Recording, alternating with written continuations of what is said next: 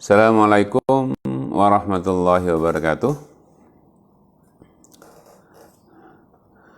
Alhamdulillah, syukurillah, syahadu an la ilaha illallah wa asyhadu anna Muhammadan abduhu wa rasuluhu la nabiyya ba'dah.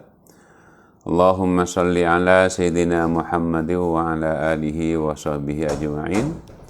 Rabbi syrah li sadri wa yassir li amri wa hlul 'uqdatam min lisani yafqahu qawli. Untuk keberkahan dari pertemuan kita seperti biasa, mari kita membaca Ummul Kitab bersama-sama. Mudah-mudahan dengan Fatihah yang kita baca, Allah Subhanahu wa Ta'ala menganugerahkan kesehatan dan keafiatan untuk kita dan anggota keluarga kita yang sakit di antara kita atau anggota keluarga kita. Mudah-mudahan Allah Subhanahu wa Ta'ala berikan kesembuhan tanpa komplikasi dengan penyakit apapun. Ala hadhihi niyyah wa ala kulli niyatin shalihah. Al-Fatihah. A'udzu billahi minasy syaithanir rajim. Bismillahirrahmanirrahim. Alhamdulillahi rabbil alamin arrahmanir rahim maliki yaumiddin iyyaka na'budu wa iyyaka nasta'in ihdinas siratal mustaqim siratal ladzina an'amta 'alaihim ghairil maghdubi 'alaihim waladdallin amin. Satu kali lagi kita baca Fatihah. Mudah-mudahan dengan Fatihah yang kita baca ini, siapapun yang memiliki kesulitan di antara kita, mudah-mudahan Allah berikan jalan keluar sebaik-baiknya. Dan lebih spesial lagi untuk anak-anak kita yang sedang dan akan menempuh ujian untuk masuk perguruan tinggi negeri. Mudah-mudahan Allah Subhanahu wa Ta'ala berikan kemudahan dan berikan kelulusan sesuai dengan tempat kuliah yang menjadi impian masing-masing. Dan yang anak-anak kita yang memiliki dan bertugas saat ini sedang menyelesaikan tugas-tugas akhirnya, mudah-mudahan Allah Subhanahu wa Ta'ala berikan kemudahan insyaallah. Ala hadhihi niyyah wa ala kulli niyatin shalihah. Al-Fatihah. أعوذ بالله من الشيطان الرجيم بسم الله الرحمن الرحيم الحمد لله رب العالمين الرحمن الرحيم مالك يوم الدين إياك نعبد وإياك نستعين اهدنا الصراط المستقيم صراط الذين أنعمت عليهم غير المغضوب عليهم ولا الضالين آمين. Baik Bapak Ibu sekalian berbahagia, seperti tema yang sudah kita sampaikan di grup Zoom, bahwa kita pada pagi hari ini mengambil tema di balik dimuliakannya bulan-bulan haram. Nah, bulan-bulan haram mungkin sudah sering kita dengar, entah itu dari para penceramah atau dari guru-guru kita, atau mungkin dalam perbincangan kita sehari-hari dengan kawan-kawan kita. Biasanya setiap kali masuk bulan haram itu biasanya akan muncul di grup WA ya, tentang apa yang menjadi kemuliaan dan apa yang ada di baliknya. Kajian kita pada kesempatan kali ini mencoba untuk kembali menelaah kenapa Allah Subhanahu wa Ta'ala mensyariatkan tentang bulan-bulan haram ini, tentu berdasarkan landasan dalil Al-Quran dan landasan dalil Al-Sunnah insyaallah. Pengertian Al-Haram pertama kali, Al-Haram itu secara epistemologi, jadi Al-Haram itu haram, berarti adalah tidak halal.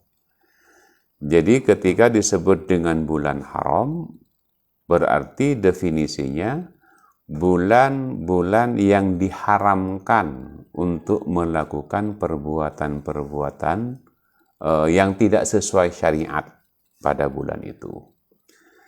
ketika kita menyatakan bahwa Baitullah Al-Haram berarti adalah rumah Allah yang di dalamnya diharamkan berbagai macam perbuatan-perbuatan dosa yang keluar dari landasan-landasan syariat. Itu disebut dengan Baitul Haram. Nah, Al-Haram itu sendiri bisa juga diartikan sebagai suci, bersih, bisa juga terpelihara.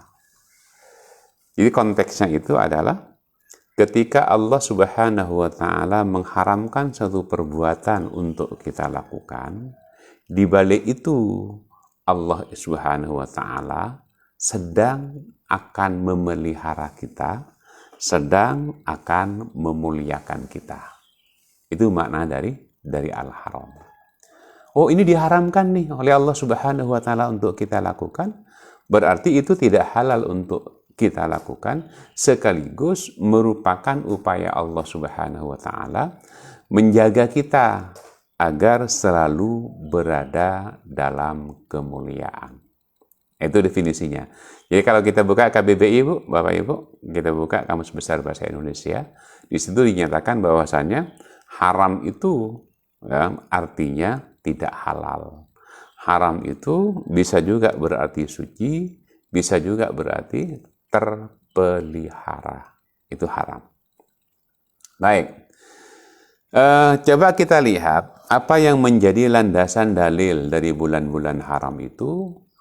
Bisa kita lihat dalam surat At-Taubah surat 9 ayat 3 ke 36. A'udzu billahi minasyaitonir rajim. Bismillahirrahmanirrahim. Inna iddatasy syuhur indallahi 12 syahran. Sesungguhnya iddatun itu bilangan, dari kata adat. Iddatasy syuhur, bilangan-bilangan bulan. Indallahi, di sisi Allah Subhanahu wa Ta'ala, 12 syahran, 12 bulan. Itsna itu 2, asyara 10. Jadi itu ada 12 syahran bulan. Fi kitabillah, termaktub dalam kitab Allah, ketentuan Allah, yauma khalaqas samawati wal ard, ketentuannya itu pada hari diciptakannya langit dan bumi. Itu yauma khalaqas samawati wal ard. Jadi Pak, perputaran bulan itu memang sudah tentukan dalam ketentuan Allah, itu selama 12 bulan, dan penetapannya itu yauma khalaqas samawati wal arda, pada hari Allah menciptakan lapisan langit dan bumi. Minha arba'atun hurum, di antara bulan-bulan itu ada arba'atun hurum, ada 4 bulan yang disebut dengan bulan haram. Dzalikad dinul qayyim, itulah agama al-qayyim yang lurus. Jadi di antara 12 bulan itu ada yang disebut dengan bulan-bulan haram, yang ketentuannya tentang bulan haram itu oleh Allah Subhanahu wa Ta'ala disesuaikan dengan apa yang menjadi kebiasaan manusia pada waktu Al-Quran itu diturunkan. Ya. Jadi Bapak Ibu, semua dalil-dalil yang diturunkan oleh Allah Subhanahu wa Ta'ala itu biasanya didasarkan pada kebiasaan, tradisi, dan segala yang terjadi pada umat manusia pada saat Al-Quran itu diturunkan. Maka karena itu, pada arba'atun hurum tadi, 4 bulan yang diharamkan oleh Allah tadi, ya, yang menjadi bulan haram, bulan mulia tadi, fala tadlimu fihinna anfusakum. Pada bulan-bulan itu, janganlah kalian mendolimi, janganlah kalian menganiaya pada bulan-bulan itu anfusakum, diri-diri kalian.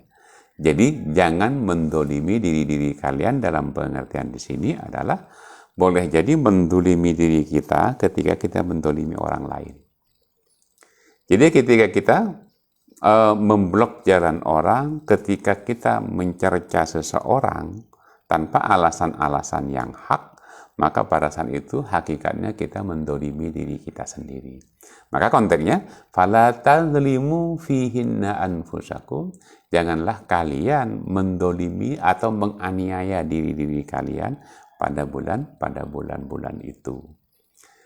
Nah, mendolimi diri artinya adalah memberikan kesan bahwa apa yang kita lakukan berupa keburukan kepada orang lain itu akan kembali kepada kita, dan orang lain ya apapun sikap mereka itu tergantung kepada kita. Wa qatilul musyrikina kaffatan kama yuqatilunakum kaffah. Kan kemudian ada pertanyaan begini, oke, kita nggak boleh untuk mendolimi orang lain. Gimana kalau kita didolimi gitu? Oke, kita pada bulan itu kita tidak boleh untuk berperang. Gimana kalau ada orang yang memerangi kita? Gitu. Maka pada saat itu Allah memberikan penegasan.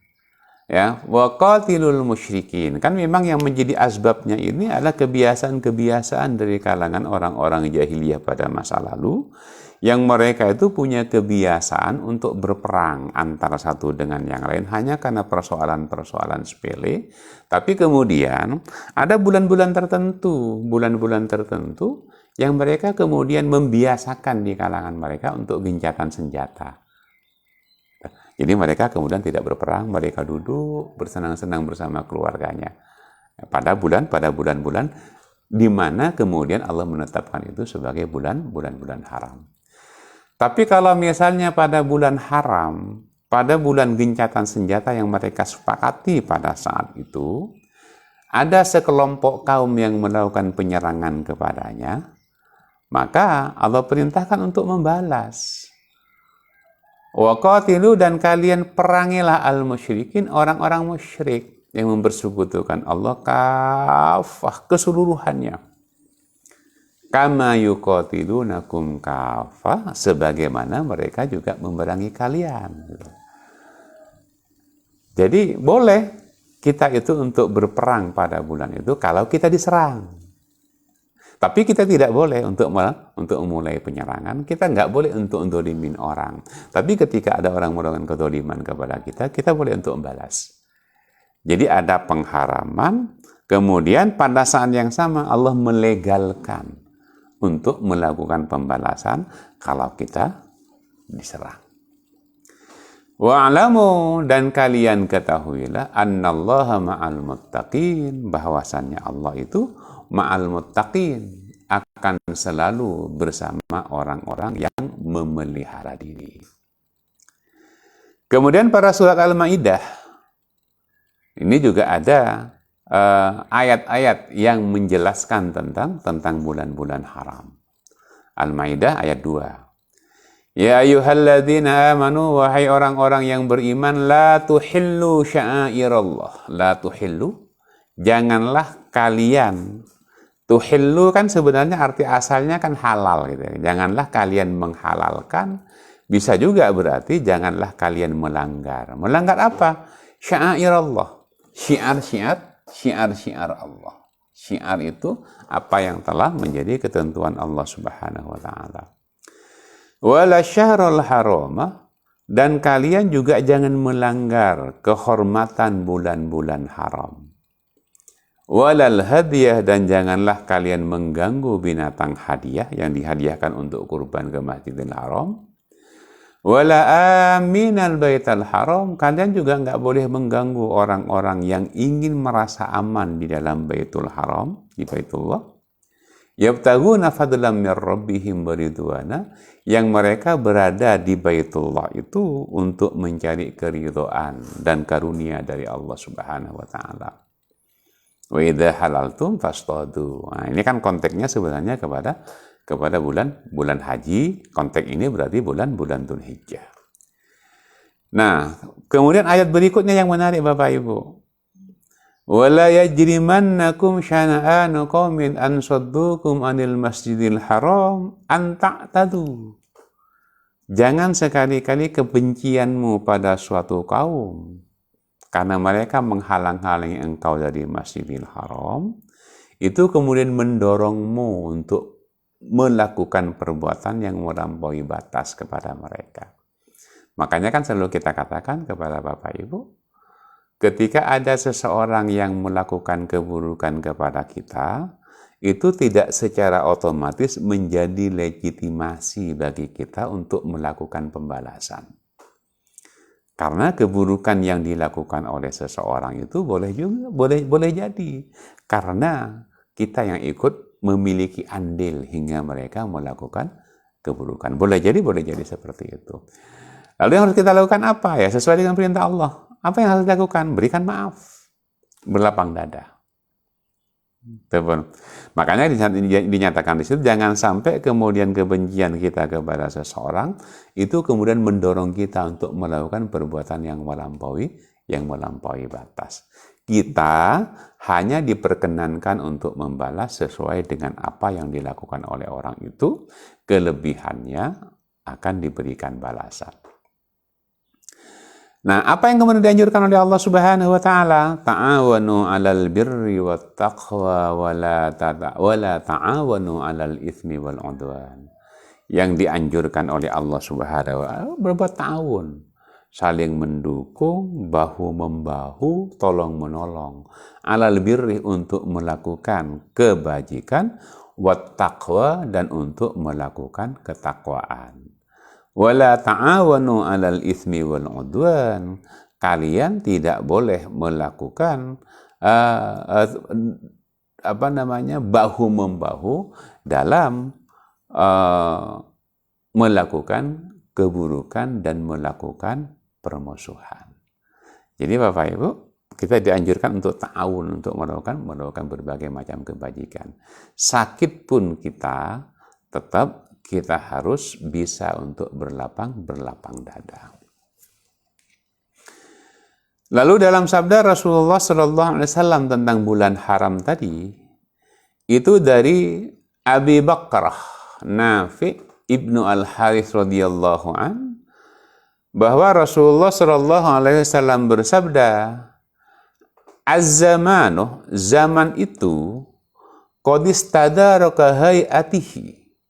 Zaman itu istadarah berputar, kahayatihi sebagaimana bentuk yang telah ditetapkan oleh Allah Subhanahu wa taala, yauma khalaqas samawati wal ard. Jadi memberikan penegasan kepada surat yang pertama tadi, bahwasannya bulan itu akan berjalan sesuai dengan bentuk yang telah ditentukan oleh Allah Subhanahu wa taala.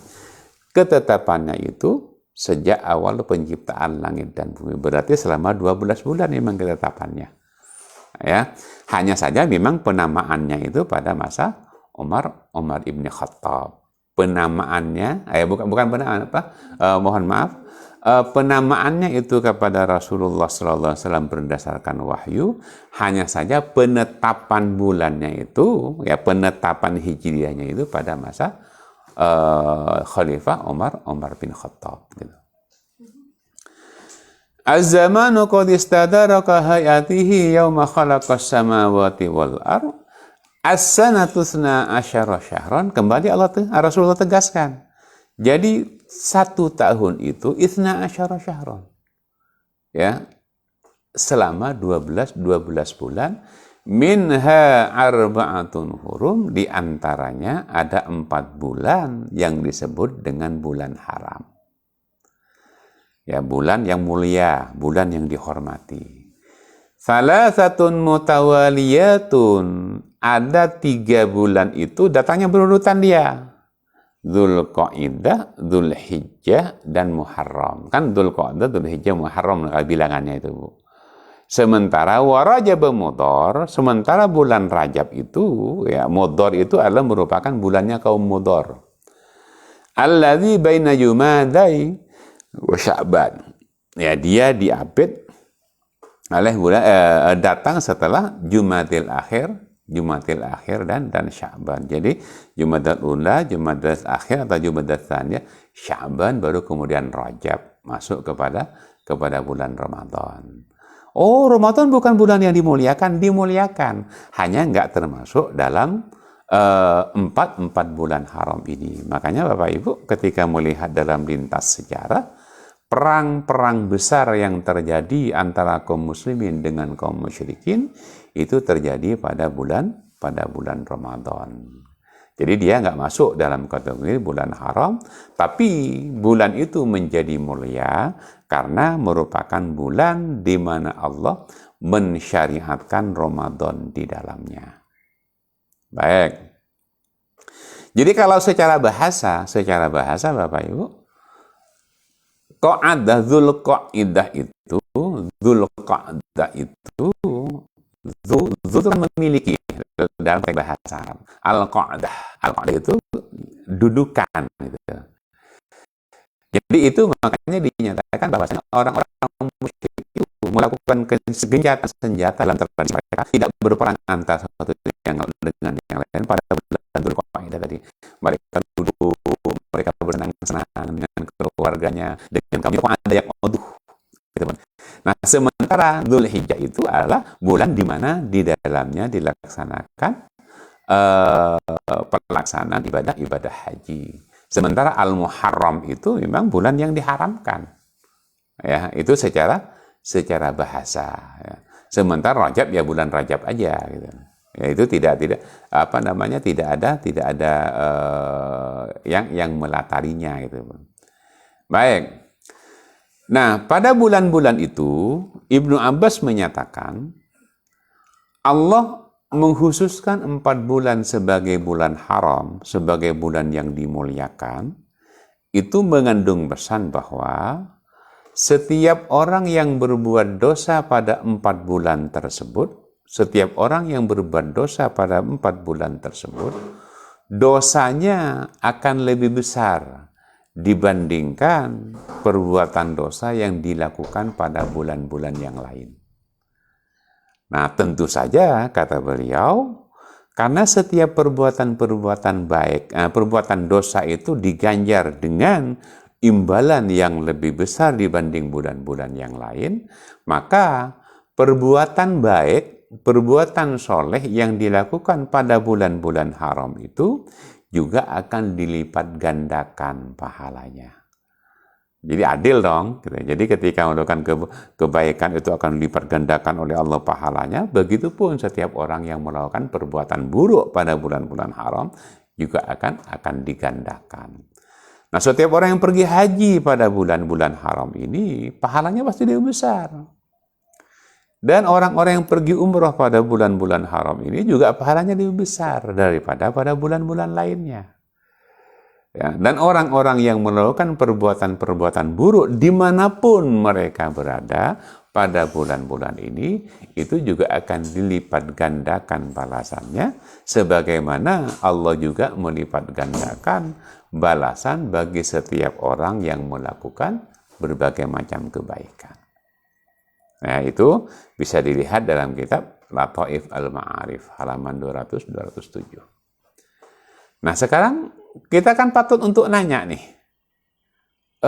iya ya, kenapa ya Allah Subhanahu wa Ta'ala itu memberikan kemuliaan ya pada bulan-bulan itu, ya terutama pada bulan Dzulhijjah lah ya. Kita lihat Allah Subhanahu wa Ta'ala memuliakan diantaranya adalah bulan Dzulhijjah.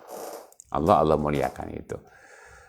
Nah, kenapa kaum muslimin dianjurkan untuk berpuasa pada 9 hari awal dari bulan Dzulhijjah? Nah, ternyata setelah kita telisik bahwa adanya syariat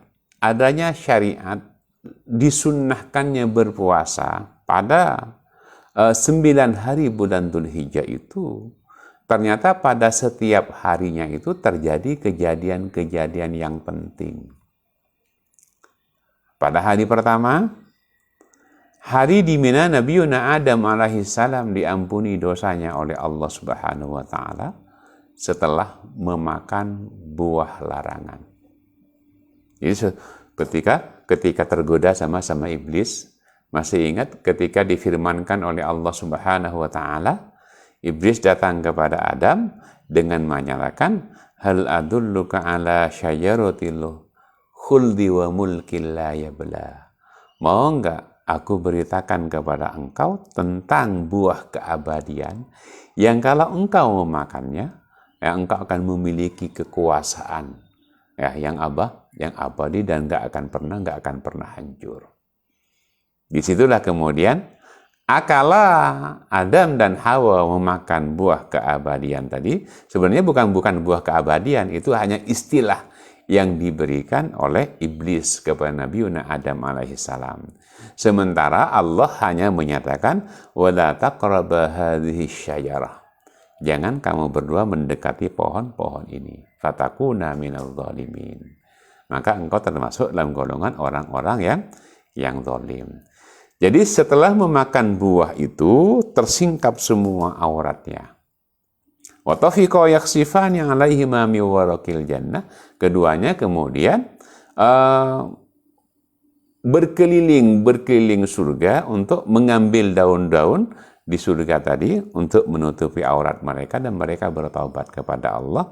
Dan pengkabulan Allah atas taubat Nabi Adam alaihissalam oleh para ulama diyakini terjadi pada hari pertama bulan Dzulhijjah.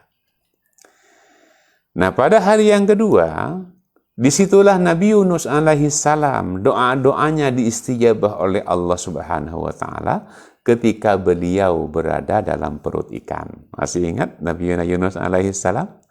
Jadi Nabi Yunus alaihissalam ketika berada dalam perut ikan, kemudian bertaubat kepada Allah Subhanahu wa taala dengan menyatakan, la ilaha illa anta subhanaka inni kuntu minadh dhalimin. Jadi fokus beliau seperti yang pernah kita sampaikan, tidak fokus kepada apa yang terjadi kepada dirinya, kepada keadaan yang mengkungkung dirinya, tapi fokusnya itu dia selalu merangkul Allah Subhanahu wa taala dengan bertaubat. Dia udah nggak perlu lagi bisa keluar atau tidak. Tapi yang pasti taubatnya itu ketika menyatakan la ilaha illa anta subhanaka inni kuntu minadh dhalimin oleh para ulama diyakini terjadi pada hari kedua dari bulan Dzulhijjah. Yang kemudian karena itu Nabi Yunus alaihissalam ketika mendapatkan pengampunan dari Allah, kemudian ikan memuntahkannya keluar kembali dan beliau mendapatkan kemerdekaannya kembali. Kemudian pada hari yang ketiga adalah hari dikabulkannya doa Nabi Zakaria alaihissalam yang mengharapkan kehadiran seorang anak. Seperti kita tahu, Nabi Zakaria alaihissalam yang beliau adalah seorang nabi, yakin betul tentang apa yang menjadi kuasa Allah Subhanahu wa taala, tapi keyakinannya itu betul-betul muncul kepada Allah Subhanahu wa taala justru kapan? Ketika melihat Sayyidah Maryam alaihassalam mendapatkan makanan yang makanan itu ada di mihrabnya Maryam di bulan yang bukan pada bulannya, di musim yang bukan pada musimnya. Nabi Zakaria pada saat itu berkata kepada Maryam, "Anna laki hadza?"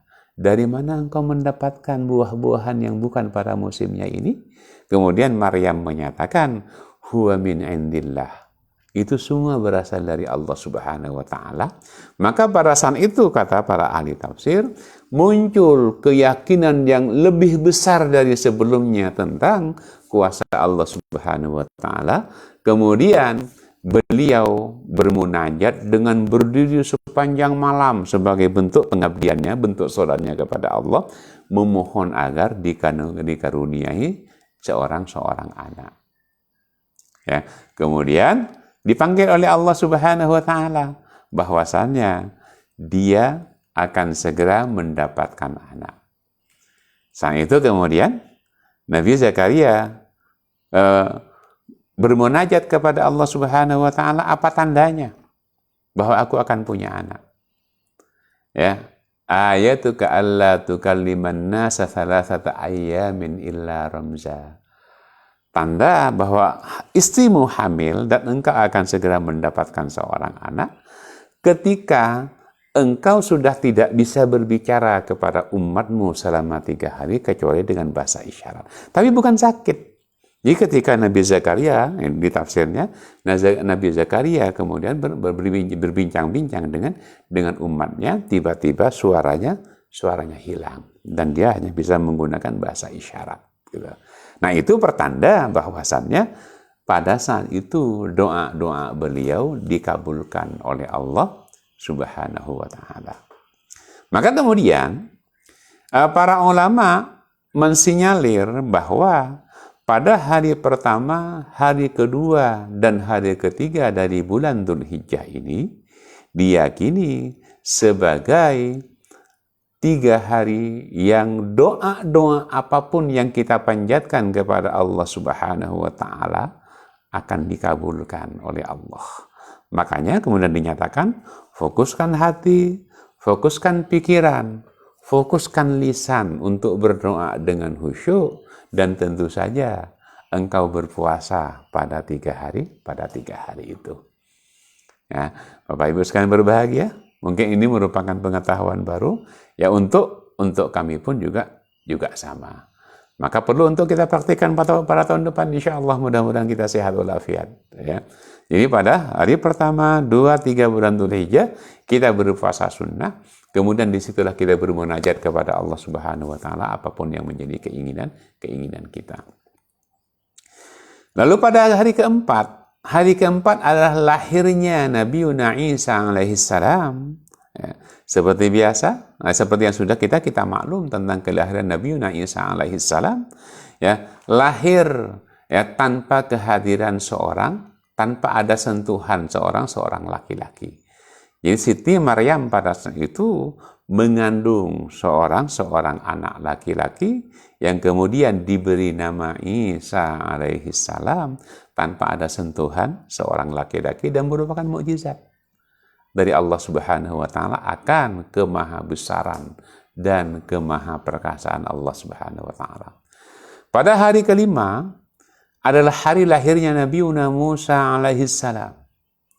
Hari lahir Nabi Musa alaihissalam, Nabi Musa adalah Nabi yang paling banyak disebutkan dalam Al-Quran, begitupun dengan kaumnya dari kalangan Bani Israel. Dan Nabi ini pula lah yang mukjizatnya sedemikian banyak, ya, diyakini sampai 11 mukjizat yang diberikan kepada beliau. Ya, dari yang awalnya bisa membelah laut, kemudian bisa untuk berdoa, ya, mendatangkan manna dan salwa dari Allah Subhanahu wa ta'ala, kemudian mampu untuk berdoa kepada Allah dan Allah memberikan mukjizat dengan naungan awan, kemudian beliau juga mampu untuk mengeluarkan 12 mata air dari satu batu dengan 12 kali pukulan tongkatnya, dan pada masa beliaulah turun mukjizat tentang datangnya puluhan ribu dari belalang, dan juga pada saat itu menghancurkan perkebunan dari Fir'aun bersama dengan kaumnya.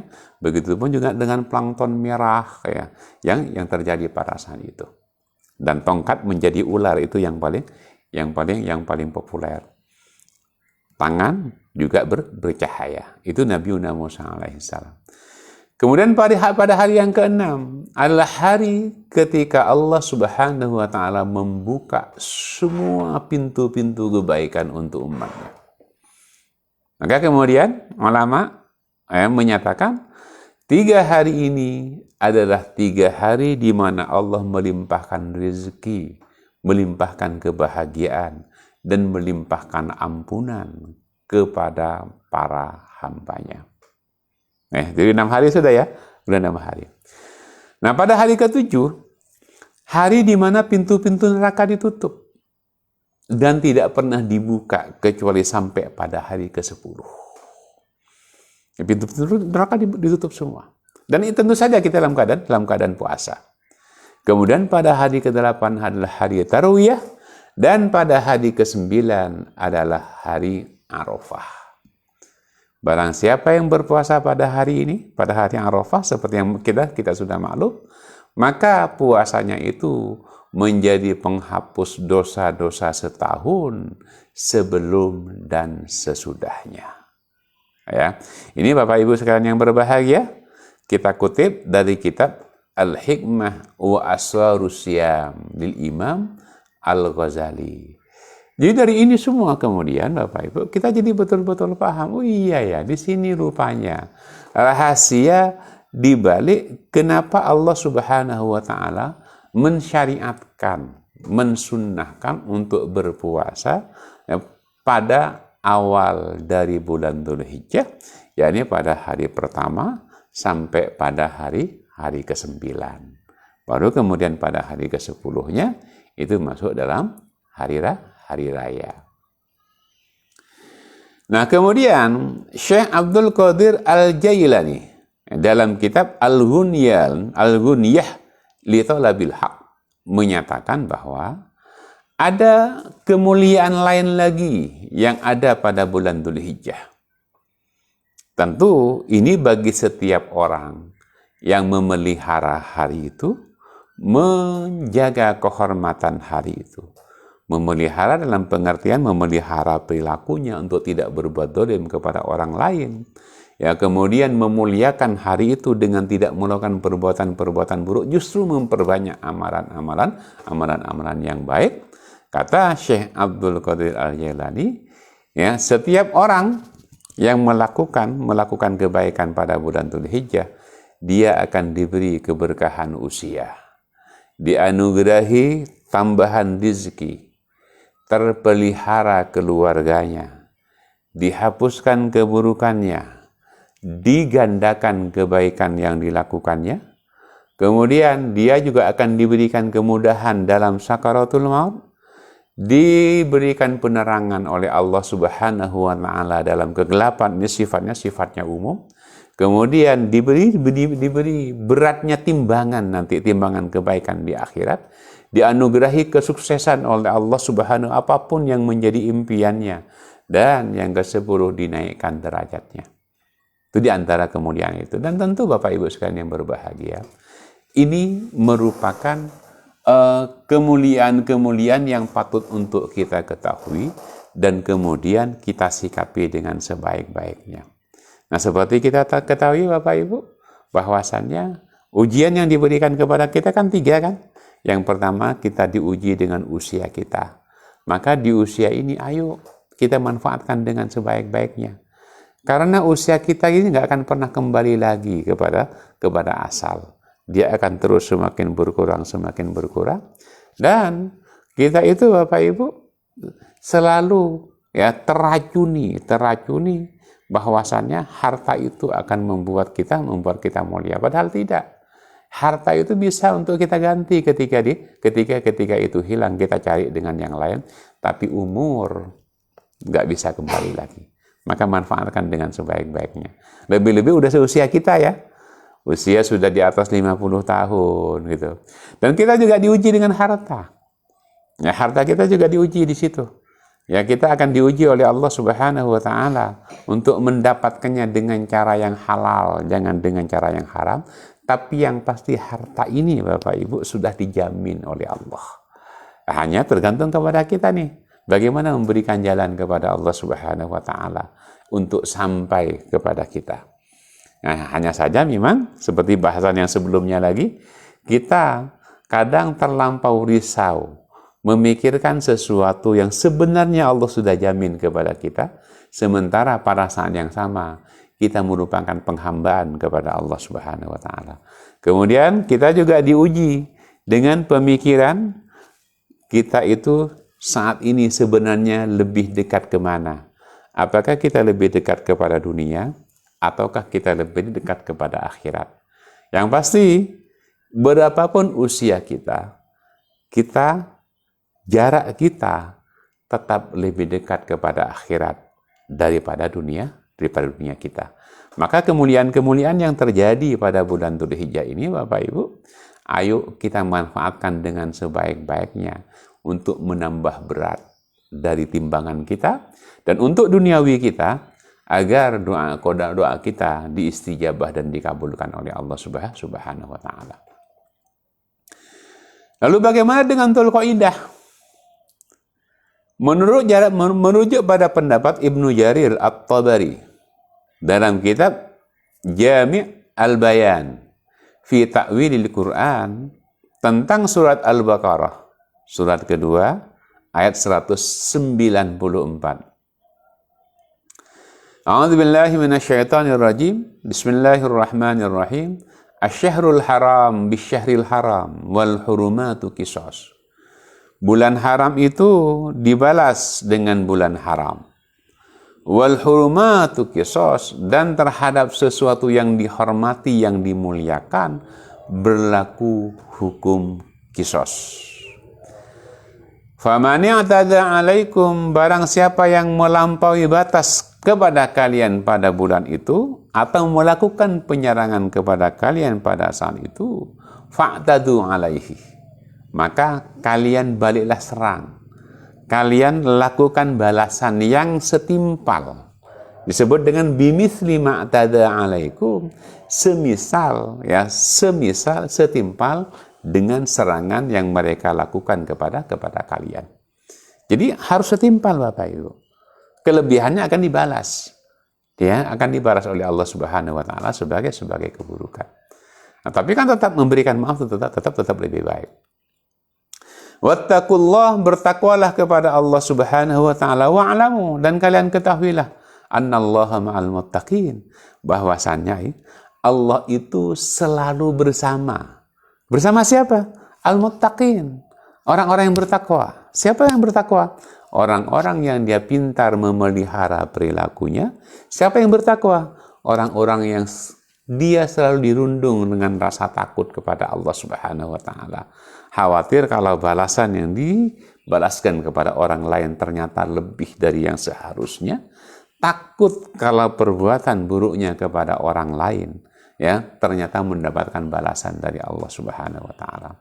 Ibnu Jarir memberikan penjelasan bahwa yang dimaksud ayat di atas adalah bulan Dzulqa'dah. Jadi pada Al-Baqarah 194 ini menurut Imam Ibnu Jarir, ya, ini berkenaan dengan bulan Dzulqa'dah, bulan di mana kaum musyrikin pada zaman jahiliyah, mereka melakukan genjatan senjata, duduk tidak melakukan peperangan apapun. Karena bagi mereka itu dianggap sebagai bulan haram, dan itulah yang menjadi asbab nuzul dari turunnya ayat-ayat tersebut. Nah, penetapan tentang bulan haram ini tentu tidak lepas dari tradisi yang melekat pada masyarakat Arab jahiliyah pada masa itu, yakni memuliakan bulan-bulan haram dengan cara melarang perilaku mendolimi diri sendiri, mendolimi orang lain, hingga larangan untuk berperang. Sekalipun mungkin ada beberapa interpretasi tentang ini, ya, tentang bulan haram ini. Kenapa kalau disebut dengan bulan haji itu 3? Kan yang 3 disebut dengan bulan haji ini. Dzulqa'dah, Dzulhijjah, Muharram. Kemudian ada yang memberikan interpretasi di kalangan para ulama, Dzulqa'dah itu, ya, adalah masa di mana orang-orang masa lalu itu mereka melakukan haji ke Baitullah itu dengan berjalan kaki. Mereka berjalan, ya, sejak Nabi Ibrahim alaihis salam. Mereka berjalan ke situ. Berhaji tentu tidak seperti haji yang dilaksanakan setelah masa Ibrahim alaihis salam. Kalau Ibrahim jelas ada manasiknya sudah. Ya, tapi umat-umat sebelum Nabi Ibrahim alaihis salam, mereka sama datang ke Baitullah untuk berhaji, tapi dengan cara yang berbeda, karena mereka memuliakan Baitullah gitu. Jadi mereka berjalan kaki, dan perjalanannya ditempuh dalam bulan itu, Dzulqa'dah itu, Pak Bu. Jadi mereka berjalan sedemikian lama, ada yang berkendaraan, ada yang berjalan kaki gitu. Nah, bulan Dzulhijjahnya itulah puncak dari haji. Nah, sementara bulan Muharramnya itu adalah saat di mana mereka kembali ke kampung halaman mereka kembali itu. Makanya disebut dengan bulan-bulan haji itu, dan itu masuk dalam kategori bulan haram. Ada yang memberikan interpretasi seperti itu. Tapi yang pasti fokus kita kepada bulan haramnya ya, kepada bulan haramnya. Menurut Ibnu Jarir At-Tabari, mereka menetapkan bahwa seseorang pada bulan ini tidak boleh membunuh meskipun dia bertemu dengan para pembunuh bapak atau anaknya. Nggak boleh membunuh. Jadi mereka menahan diri itu. Nah, itu kebiasaan mereka di masa lalu. Kaum muslimin pun harus lebih daripada itu. Ya, karena diatur oleh Allah Subhanahu wa taala agar kaum muslimin ini mendapatkan kemuliaan. Jadi nggak gampang tersulut oleh postingan orang lain.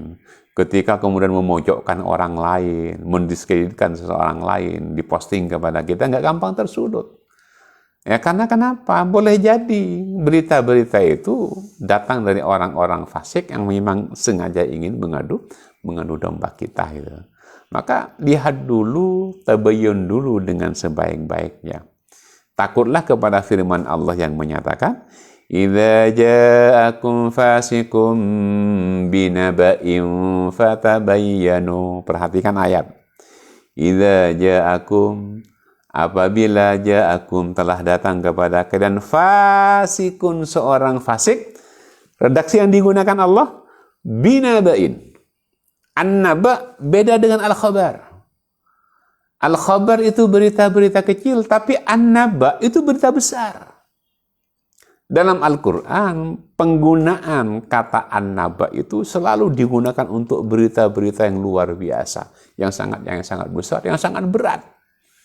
Pelanggaran yang dilakukan itu berat hukumannya, dan kebaikan yang dilakukan itu besar pahalanya. Ya. Jadi ketika orang fasik datang kepada kalian dengan membawa berita besar, fatabayyanu, kalian tabayyunlah. Jangan sampai kemudian kita membenci seseorang bukan lantaran orang itu salah, tapi justru lantaran orang itu benar. Hati-hati. Bahkan jangan sampai kemudian kita membunuh orang, mendiskreditkan orang, menjatuhkan orang, bukan karena orang itu salah, tapi justru karena orang itu benar. Itu hati-hati. Ya. Jadi pada masa lalu di kalangan orang-orang jahiliyah, ya, kebiasaan itu sudah ditanamkan kepada mereka. Makanya kata Imam Ibnu Jarir dinyatakan bahwasannya tradisi mereka bahkan mengharamkan setiap orang untuk membunuh, bahkan ketika dia bertemu dengan orang yang membunuh kerabatnya, entah itu bapaknya atau anaknya. Masya Allah ya, tradisi yang terjadi di masa lalu. Kenapa kita yang lebih beradab, yang selalu kita mendapatkan siraman rohani syariat, kita nggak bisa untuk mengendalikan diri. Jadi hati-hati Bapak Ibu. Nah, penamaan bulan Dzulqa'dah ini sendiri, ini masih terkait dengan pendapat Imam Ibnu Jarir At-Tabari. Ya, jadi penamaan bulan Dzulqa'dah itu sendiri terkait dengan tradisi mereka yang duduk serta beristirahat dari peperangan. Mereka duduk, istirahat, senang-senang antara satu dengan yang lain. Gitu. Karena sudah menjadi kesepakatan umum di antara mereka. Dzulqa'dah. Lalu bagaimana dengan Muharram? Nah, ayat di atas sekaligus menjadi penegasan bahwasannya, yang di sini, yang dalam surat Al-Baqarah 194 ini, "Faman i'tada 'alaikum fa'tadu 'alaihi bimithli ma i'tada 'alaikum." Barang siapa melakukan penyerangan atas kalian, maka kalian balaslah setimpal dengan serangan yang mereka lakukan.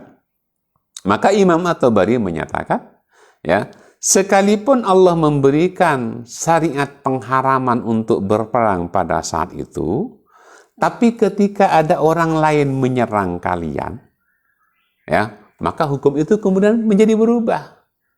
Kalian boleh untuk membela diri. Boleh untuk membela diri. Nah, ketika kemudian mereka berhenti melakukan penyerangan, berhentilah. Ya, kita dipukul nih. Wah, di bulan haram. Nah, kita bela diri. Tapi ketika kita udah kena pukul dan dia berhenti, ya kita nggak boleh nyerang. Tapi udah kena pukul loh, kan kadang-kadang. Iya memang, Anda kena pukul. Tapi orang itu sudah berhenti. Maka berhentilah. Ada sebuah kasus ya di masa lalu itu. Tapi nggak berkenaan dengan itu sebenarnya.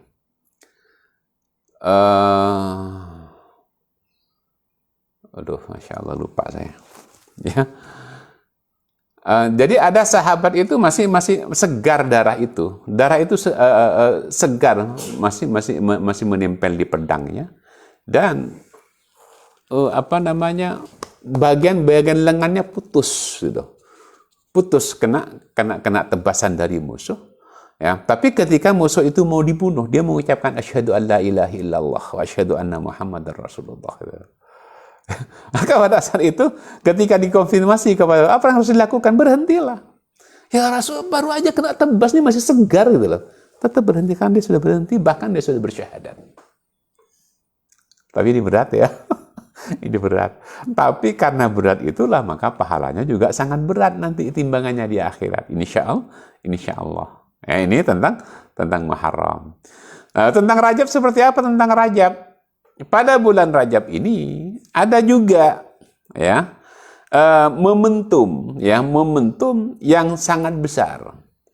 Pada bulan Rajab ini diyakini sebagai momentum diangkatnya Nabi Muhammad SAW sebagai Rasul atas seluruh alam. Ya, pada usia 40 tahun itu, di bulan Rajab inilah Rasulullah dikukuhkan oleh Allah Subhanahu wa Ta'ala sebagai Rasul. Nah, ada juga tambahan di situ, Dzulqa'dah itu merupakan napak tilas dari Nabi Musa alaihi salam, dan Dzulhijjah merupakan bulan terbunuhnya Khalifah Umar bin Khattab, serta keberhasilan Salahuddin Al-Ayyubi menembus benteng terkuat, yaitu benteng Azaz, yang belum pernah ditaklukkan oleh siapapun. Itu terjadi pada bulan Rajab. Bapak Ibu sekalian yang berbahagia, dari semua bahasan di atas, ya, tentu ya, itu hanya menjadi sebuah informasi dan pengetahuan untuk kita, untuk kemudian ketika kita merasa bahwa bulan yang Dzulhijjah ini sudah terlewat bagi kita, yang bulan-bulan awalnya terlewat bagi kita untuk berpuasa, harapan kita nanti dengan pengetahuan kita ini, kita akan perbaiki pada tahun berikutnya. Ya, kita tasmim dalam hati kita, artinya berazam dalam hati kita bahwa kita akan berpuasa pada tahun yang akan datang. Ini pada sejak bulan Dzulhijjah kita puasa sampai pada hari ke-9. Jangan lupa di setiap 3 harinya kita berdoa. Pada 3 hari pertama tempat yang mustajab untuk berdoa kepada Allah Subhanahu wa Ta'ala. 3 hari yang keduanya itu juga tempat doa yang mustajab untuk memohon apapun kepada Allah Subhanahu wa Ta'ala, limpahan rezeki dan lain sebagainya. Dan pada bulan ketiga selanjutnya itu bulan yang lebih mustajab lagi, karena di situ ada Yaumut Tarwiyah dan ada Yaumu Arafah. Demikian Bapak Ibu sekalian berbahagia, selintas tentang apa yang ada di balik bulan-bulan haram yang selama ini mungkin kita hanya sekedar mendengar tapi belum tahu apa peristiwa yang terjadi di dalamnya. Mudah-mudahan ini menjadi ilmu untuk kita. Dan tentu saja Bapak Ibu, apa yang kami sampaikan ini bukan yang paling benar. Mungkin ada yang lebih benar.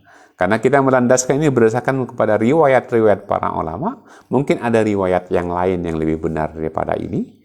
Jadi kalau ternyata ada yang lebih benar dari apa yang kita sampaikan ini, ya kita terima kebenaran itu ya sebagai bentuk dari belajar dan mengajar kita. Kita harus selalu terbuka untuk perubahan apapun, kita harus selalu terbuka dengan kritik apapun, dan kita harus selalu terbuka untuk menerima kebenaran yang lebih benar dari apa yang kita ketahui sebelumnya. Ya, mudah-mudahan ya Allah Subhanahu berkahi kita semua, taufiki kita semua, Saya Rusdi Helmi dari Ahsanu Amala, mohon maaf yang sebesar-besarnya apabila ada yang kurang berkenan. Sampai nanti kita ketemu 2 pekan yang akan datang insya Allah. Nah, dengan satu doa tentunya, mudah-mudahan kita selalu sehat, Allah selalu ridhoi semua amaliyah kita, dan semoga Allah Subhanahu wa Ta'ala bimbing kita semua dalam ridho dan inayahnya insya Allah. Saya kembali pamit, Rusdi Helmi. Assalamualaikum warahmatullahi wabarakatuh. Baik, Bapak Ibu, yang